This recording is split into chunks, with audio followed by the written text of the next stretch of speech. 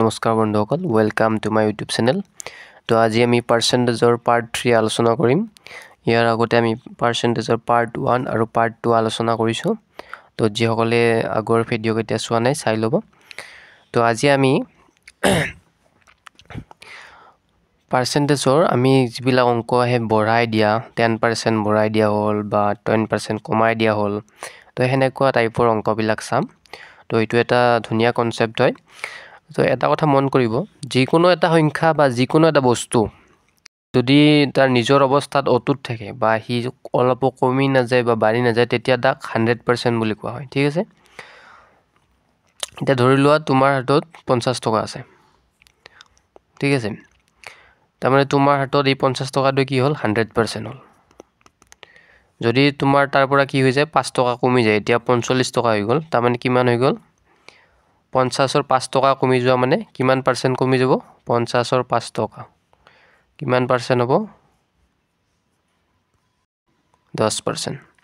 তো 45 টকা হৈ যোৱা মানে তোমাৰ হাতত কিমান হৈ গ'ল 90% হৈ গ'ল পইচা। আগতে 100% আছিল, এতিয়া কি হৈ গ'ল 90% হৈ গ'ল। ঠিক আছে, তো এটা কথা আমি বুজিলোঁ যে যেতিয়া কোনো এটা বস্তু বা যিকোনো সংখ্যা বা যিকোনো বস্তুৱে কমোৱা বা বঢ়োৱা নহয়, তেতিয়া কি থাকে সি 100% থাকে। ঠিক আছে, তো এইটো এটা ধুনীয়া কনচেপ্ট। তো এইটো আমি অংকবিলাকত আমি ব্যৱহাৰ কৰিম। ঠিক আছে, তো আমি এতিয়া কুৱেশ্যনত আহিছোঁ। কুৱেশ্যনবিলাকত আমি কেনেধৰণে ইয়াক এপ্লাই কৰিম, তো এইটো চাই ল'ব। ঠিক আছে, তো কুৱেশ্যনটোত দিয়া আছে, যদি এটা সংখ্যাৰ 55%ৰ লগত 18 যোগ কৰা হয় তেন্তে সেই সংখ্যাটোৱে পোৱা যায়। ঠিক আছে, তো আমি কি কৰিব পাৰোঁ চাওক, কোনো এটা সংখ্যা 55%, অৰ্থাৎ সংখ্যাটোতো নিজে কিমান পাৰ্চেণ্ট হ'ব লাগিব 100%, কাৰণ সংখ্যাটো নিজে কি হয় সদায় 100% হয়। তাৰ কি কৰিছে 55% লৈছে আৰু তাৰে লগত 18 যোগ কৰিছে। এই 18টো কিন্তু পাৰ্চেণ্টেজ নহয়, এইটো এটা এবছলিউট ভেলু। ঠিক আছে, তো 18 যেতিয়া যোগ কৰিছোঁ তেতিয়া আমি কি পাইছোঁ সেই সংখ্যাটো পাইছোঁ, অৰ্থাৎ সেই সংখ্যাটোৰ 100%টো পাইছোঁ। অৰ্থাৎ 55%ৰ লগত কিমান পাৰ্চেণ্ট যোগ কৰিলে আমি 100% পাম, নিশ্চয় 45% যোগ কৰিব লাগিব। ঠিক আছে, বুজি পালোঁ। তাৰমানে 55%ৰ লগত 45% যোগ কৰিলে আমি কি পাওঁ 100% পাওঁ। কিন্তু কুৱেশ্যনত কি দিয়া আছে, এই যিটো আমি 45% পালোঁ, এই 45%ৰ মানটো 18 বুলি দিয়া আছে। এইটো ডাইৰেক্ট দিয়া নাই, কিন্তু আমি এইটো বুজি পাব লাগিব যে 55%ৰ লগত 18 যোগ কৰাৰ লগে লগে সেই সংখ্যাটোৱে পাইছোঁ। তাৰমানে কি হ'ল 55%ৰ লগত 18টো কি হ'ব 45%ৰ সমান হ'ব। তো 45%ৰ মান যদি 18 হয়, তেতিয়া আমাক 100%, অৰ্থাৎ সংখ্যাটো উলিয়াব দিছে। সংখ্যাটো উলিয়াব লাগিলে আমি কি কৰিব লাগিব 100%ৰ মান উলিয়াব লাগিব। ঠিক আছে, তো এতিয়া আমি কি কৰিম, দুয়োফালে 9ৰে হৰণ কৰি দিওঁ। 9ৰে হৰণ কৰিলে এইফালে কি হ'ব 5% হৈ যাব, আৰু এইফালে কি হ'ব 9ৰে 18 হৰণ কৰিলে এইটো 2 হৈ যাব। এতিয়া আমি 100%ৰ মান পাব লাগে, অৰ্থাৎ এইফালে 5% আছে। তো 5%ক যেতিয়া 100% কৰিম তেতিয়া আমি কি কৰিম 20ৰে পূৰণ কৰিম। এইফালে যদি 20ৰে পূৰণ কৰি দিওঁ 20 5 গুণ 100% হৈ গ'ল। এইফালে 20ৰে পূৰণ কৰিলে এইফালে কি কৰিব লাগিব 20ৰে পূৰণ, 20 2 গুণ কিমান 40, অৰ্থাৎ 100%ৰ মান কি পালোঁ আমি 40, অৰ্থাৎ সেই সংখ্যাটোৰ মান কিমান হ'ব 40। তো এনচাৰ ইজ অপশ্যন চি। তো এইটো অংক আপোনালোকে বিভিন্ন ধৰণে কৰিব পাৰে, তো কিছুমানে এক্স ধৰি কৰিব পাৰে। ঠিক আছে, তো কুৱেশ্যনটোত কৈছে যেতিয়া এটা সংখ্যাৰ 60%ৰ পৰা 60 বিয়োগ কৰা হয় তেতিয়া ফলাফল 60 হয়। অৰ্থাৎ কোনো এটা সংখ্যাৰ কি কৰিছে 60% লৈছে, 60%ৰ পৰা কি কৰিছে 60 বিয়োগ কৰিছে, 60 বিয়োগ কৰাৰ পিছত তাৰ উত্তৰটো 60 পাইছে। ঠিক আছে, এই 60টো এই যিটো 60 এইটো কি হৈ আছে ইয়াতে বিয়োগ হৈ আছে। তো এইটো যেতিয়া আমি সোঁফালে লৈ যাম কি হ'ব ইয়াত যোগ হৈ যাব। ঠিক আছে, তো বাওঁফালে 60% থাকিল আৰু সোঁফালে 60 যোগ 60 কি হ'ব 120 হ'ব। তো 60%ৰ মান আমি কি পালোঁ 120 পালোঁ। আমাক সুধিছে সংখ্যাটোৰ 25%ৰ মান, তো আমি এতিয়া 100% উলিয়াবৰ কোনো প্ৰয়োজন নাই, আমি ডাইৰেক্ট কি কৰিম 25%ৰ মান উলিয়াম।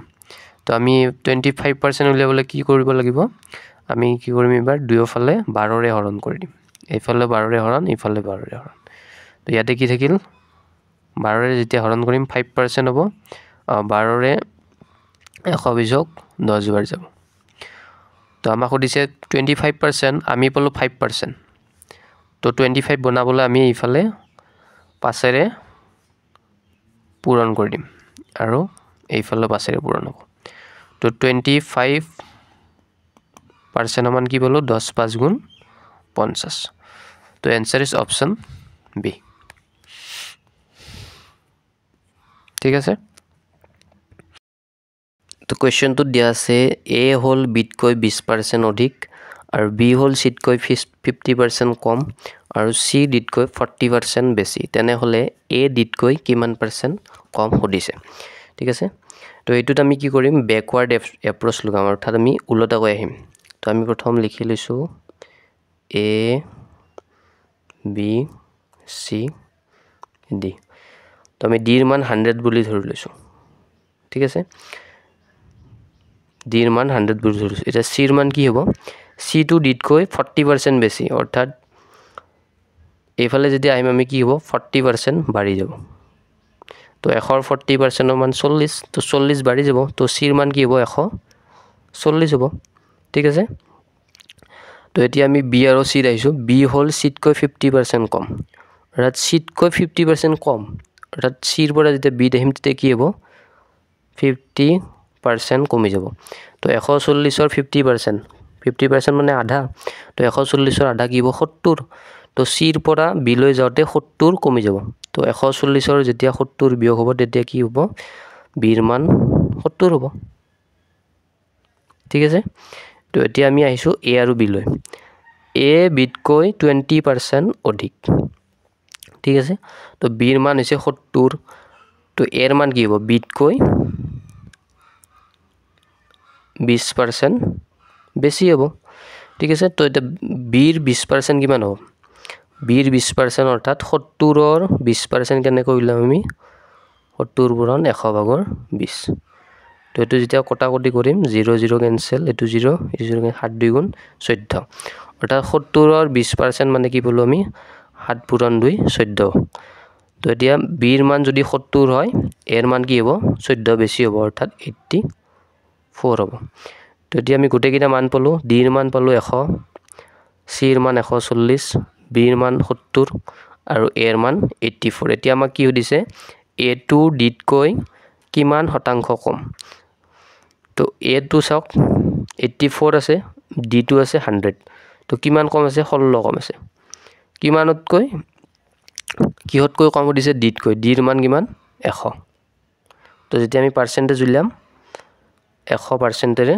পূৰণ কৰিব লাগিব তো 100 কি হ'ব কেনসেল যাব তো 16 থাকি যাব তো आंसर इज 16% তো option D is the right answer ঠিক আছে যদি এৰ নম্বৰ বিৰ নম্বৰতকৈ 75% কম হয় তেন্তে বিৰ নম্বৰ এৰ নম্বৰতকৈ কিমান শতাংশ বেছি তো এইটো টাইপৰ কোৱেশ্চন পৰীক্ষাত আহি থকা দেখা যায় তো এইটো ভালদৰে চাব এ আৰু বি ধৰি লৈছো বি কি পাইছে 100 নম্বৰ পাইছে তো এতিয়া কোৱেশ্চনত দিয়া আছে এ বিতকৈ 75% কম পাইছে তো বি আমি ধৰি লৈছো 100 পাইছে তো 100 ৰ 75% কিমান হ'ব 75 এ হ'ব তো এই 75% নম্বৰ এ কম পাইছে বিতকৈ তো এ কিমান পাব 100 ৰ 75% কম মানে 25 নম্বৰ পাইছে ঠিক আছে তো এতিয়া আমাক দিছে বিৰ নম্বৰ এৰ নম্বৰতকৈ কিমান শতাংশ বেছি তো এতিয়া চাওক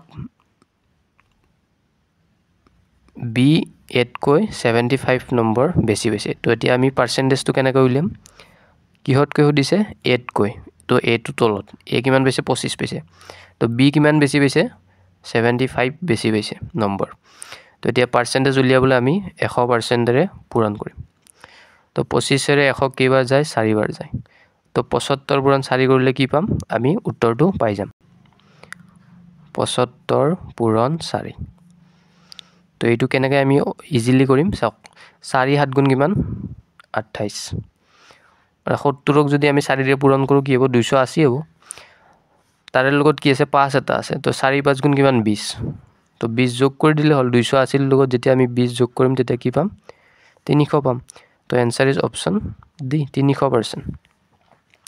তো বিএ এতকৈ 300% নম্বৰ বেছি পাইছে ঠিক আছে। তো ইয়াৰ নেক্সট ভিডিঅ'ত আমি পাৰ্চেণ্টেজৰ বেলেগ টাইপৰ অংকবিলাক আলোচনা কৰিম। তো আপোনালোকে আগৰ পাৰ্ট কিটা চোৱা নাই যদি চাই লওক আৰু ভিডিঅ'টো যদি ভাল লাগিছে লাইক কৰিব আৰু চেনেলটো সাবস্ক্ৰাইব কৰি দিব। Thank U.